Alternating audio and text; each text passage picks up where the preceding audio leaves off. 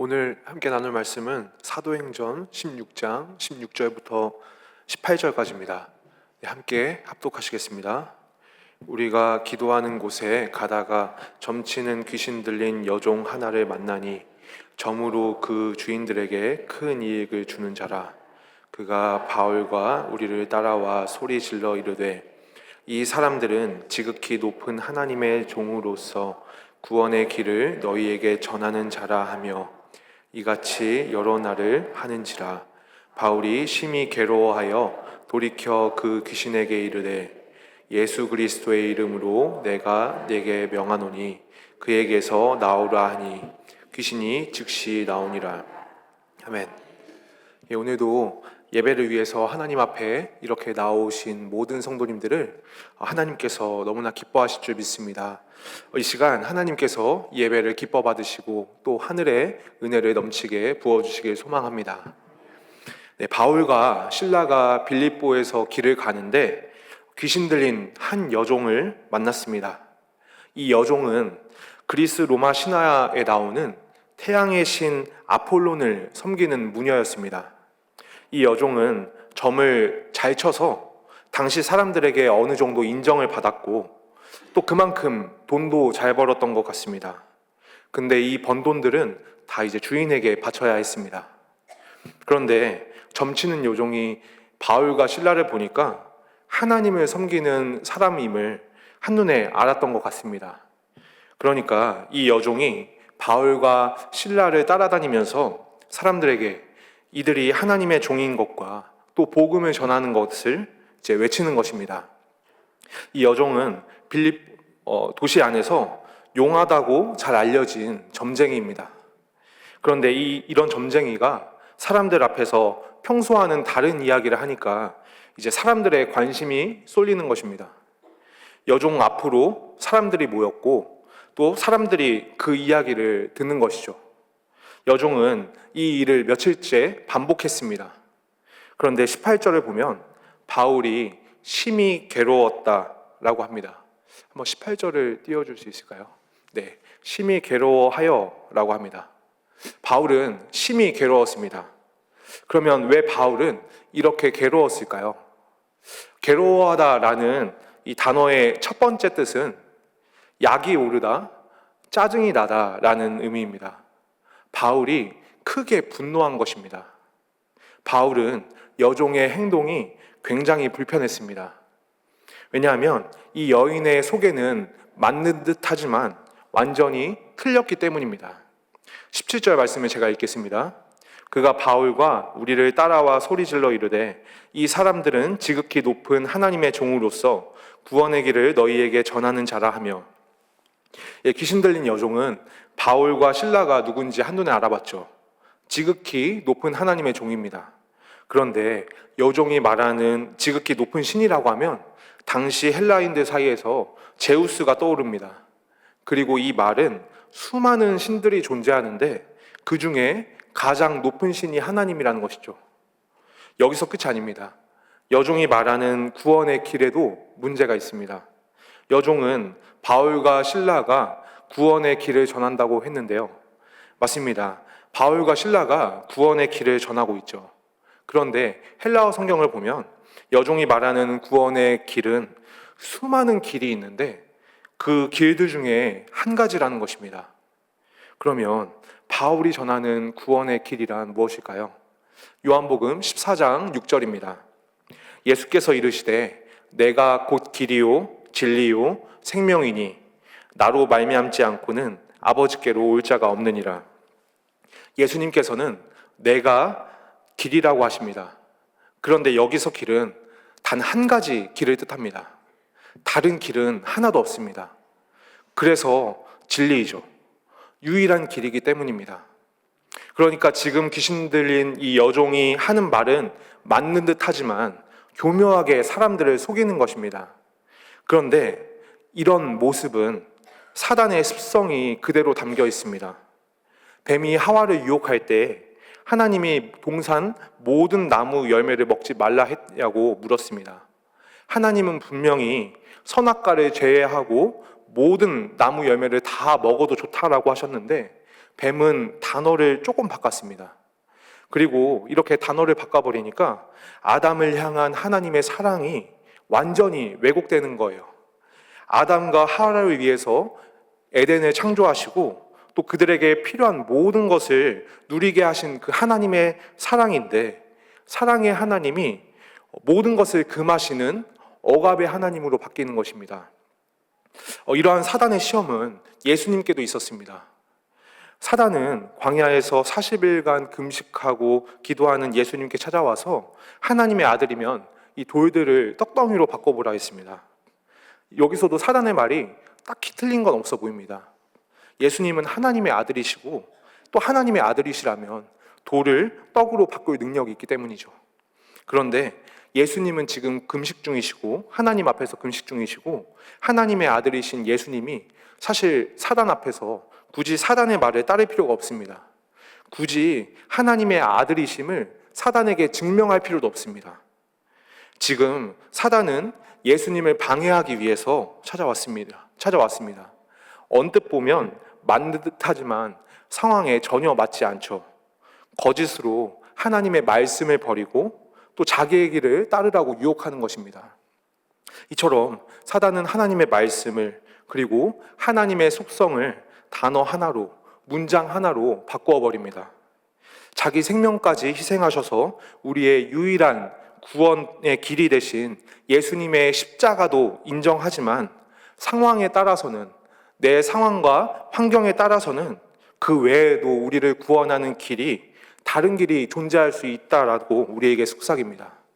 그러나 예수님께서는 말씀하십니다. 내가 길이요 진리요 생명이다.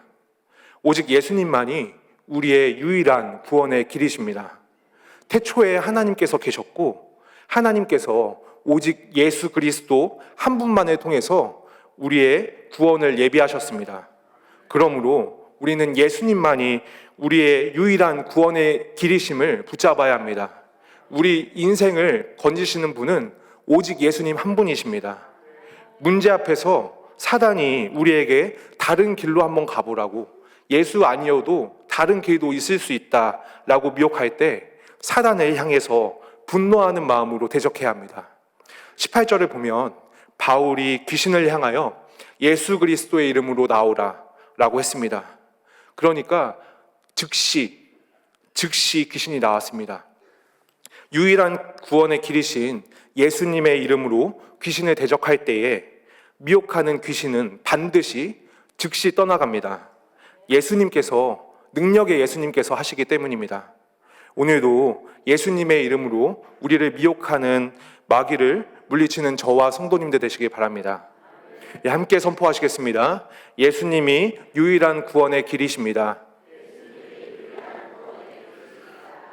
점치는 여종은 주인들에게 큰 이익을 주는 사람이었습니다. 주인들은 여종을 자신의 돈벌이 수단으로 이용했습니다. 그만큼 이 여종은 주인들에게 대우를 받았을 거예요. 그리고 여종은 나름 영험한 점쟁이로 사람들에게 알려져 있습니다. 그래서 여종은 자신이 점치는 일을 통해서 나름 부족함 없는 인생을 살아왔을 겁니다. 그런데 그 여종을 보는 바울의 시선은 다릅니다. 본문 18절을 다시 한번 읽겠습니다. 이같이 여러 날을 하는지라 바울이 심히 괴로워하여 돌이켜 그 귀신에게 이르되 예수 그리스도의 이름으로 내가 내게 명하노니 그에게서 나오라 하니 귀신이 즉시 나오니라. 아멘. 아까 바울이 심히 괴로워했다고 했는데 이 괴로워하여의 두 번째 뜻은 고통스러워하다, 아파하다입니다. 바울은 여종을 두 가지의 시선으로 보았습니다. 분노하는 마음과 아파하는 마음입니다.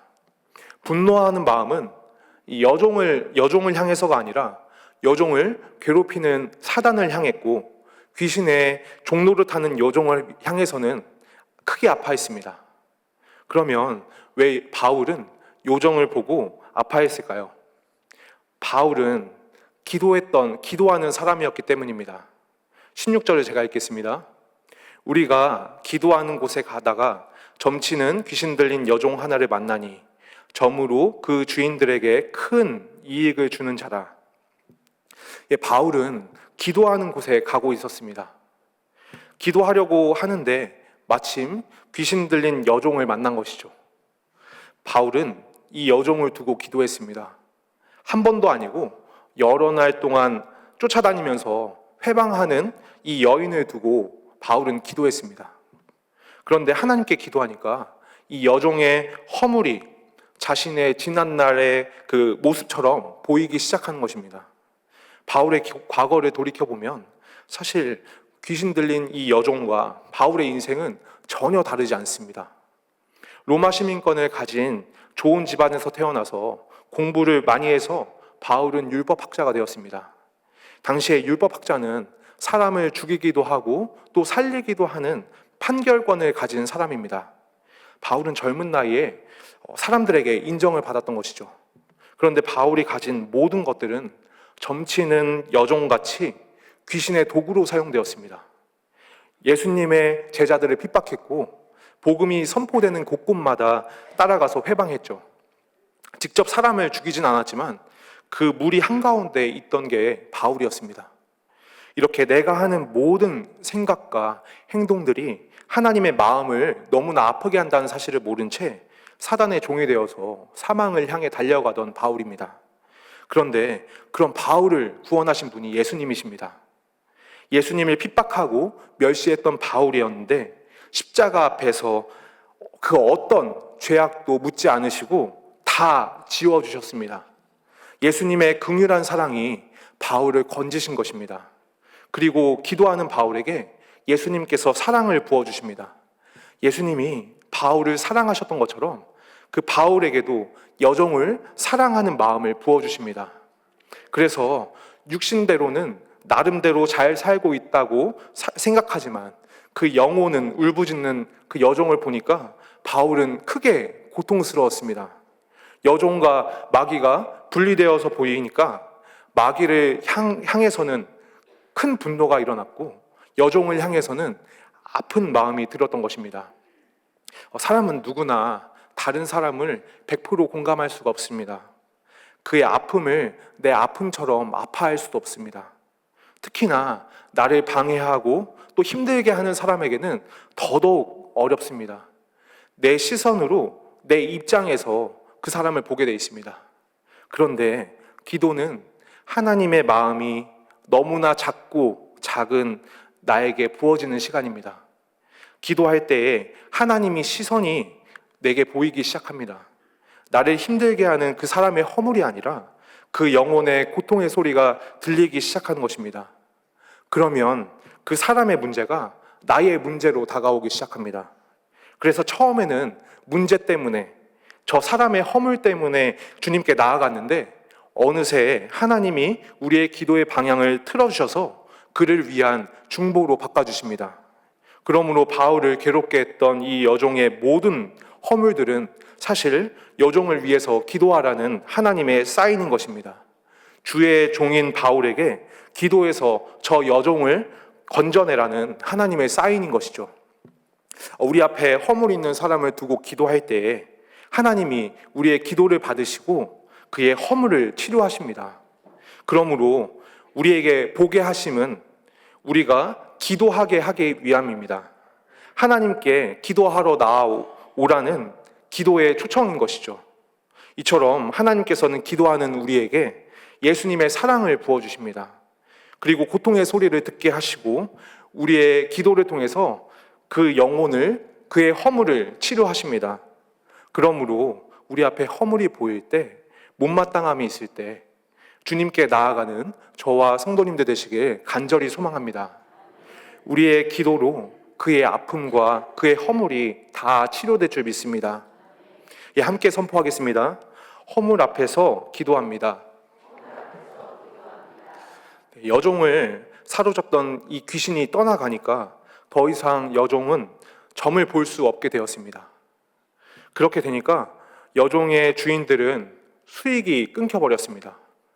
큰 수익을 주는 여종이었는데 한순간에 가치가 사라져버린 것입니다.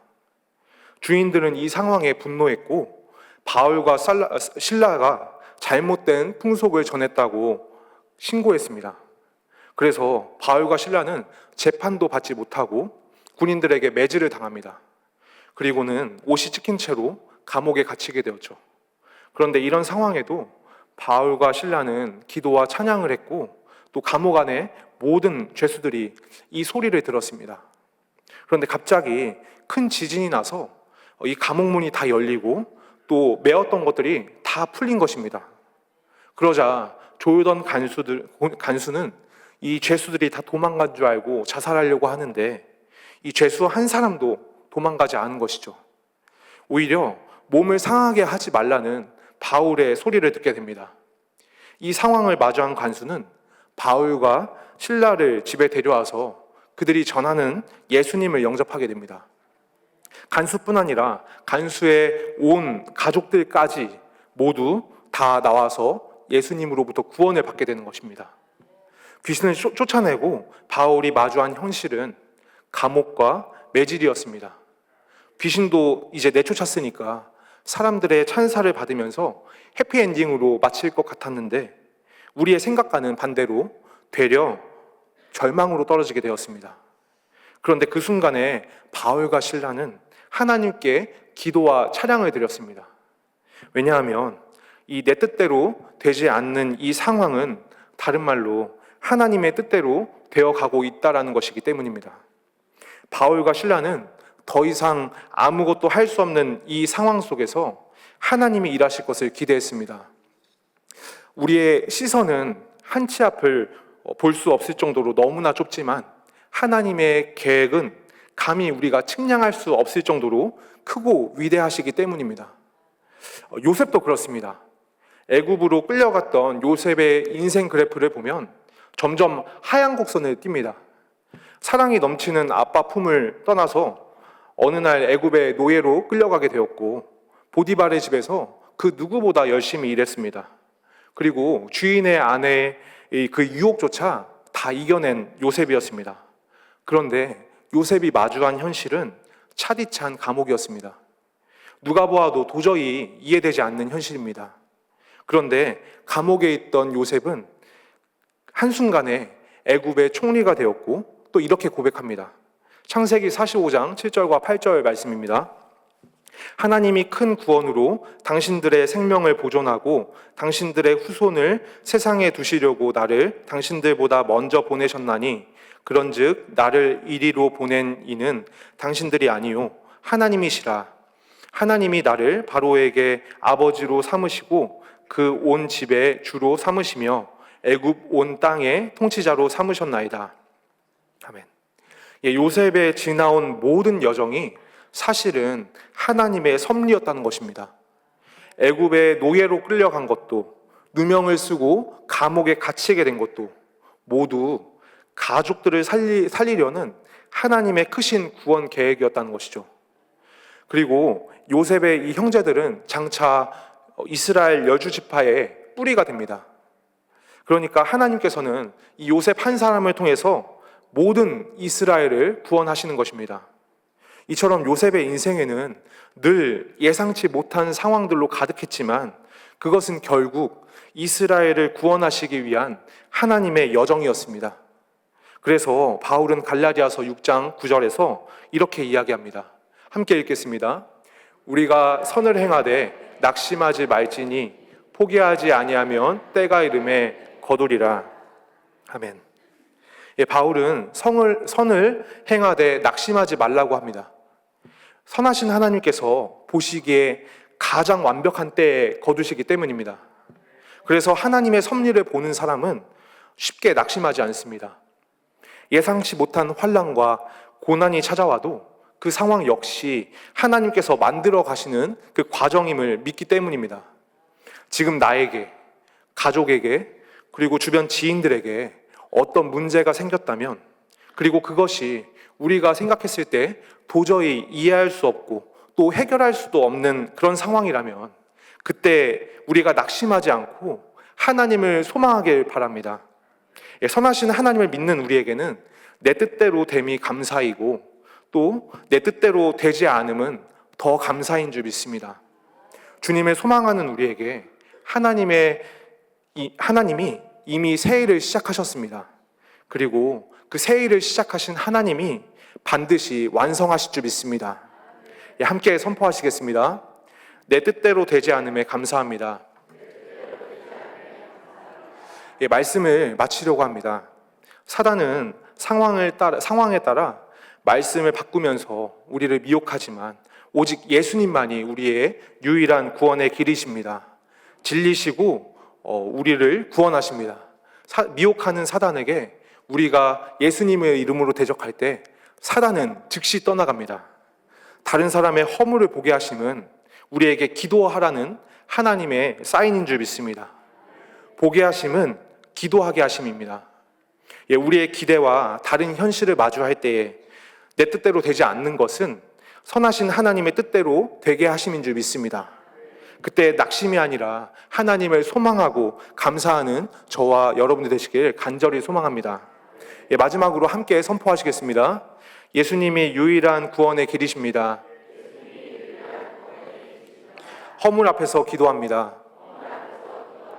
내 뜻대로 되지 않음에 감사합니다.